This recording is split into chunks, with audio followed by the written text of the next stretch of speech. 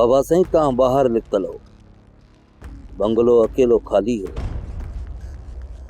मां इन जे करे पाण सां गॾु पंहिंजे भाउ क़ासिम खे वठी आयुसि, छो जो अॼुकल्ह तव्हांजी दुश्मनी वधी वई आहे। को दुश्मन अची तव्हांखे कुते वारो चक न हणे।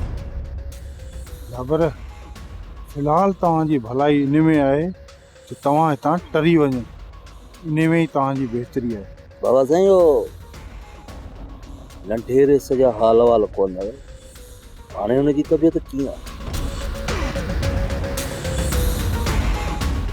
सुठो मां घर थो हलां, तूं गाॾी काहे उतां थिया। ठीकु आहे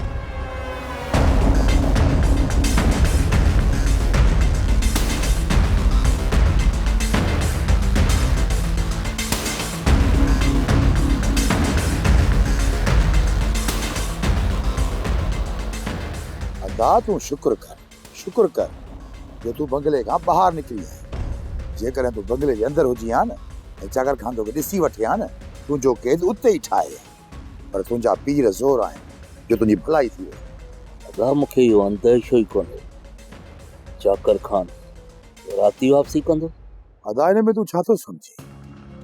किथे न चाकर खान जो शक असांजे मथां त नाहे?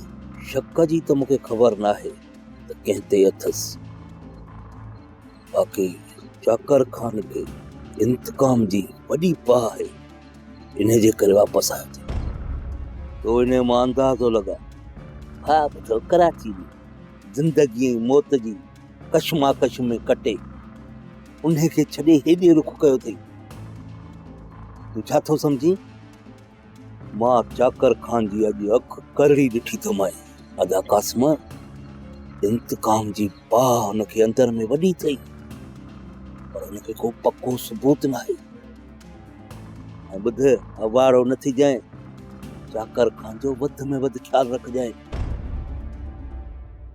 सोप सीरियल पंजाबेरी तमाम एपिसोड्स ॾिसण लाइ विज़िट करियो असांजो official YouTube channel Sindh TV HD drama.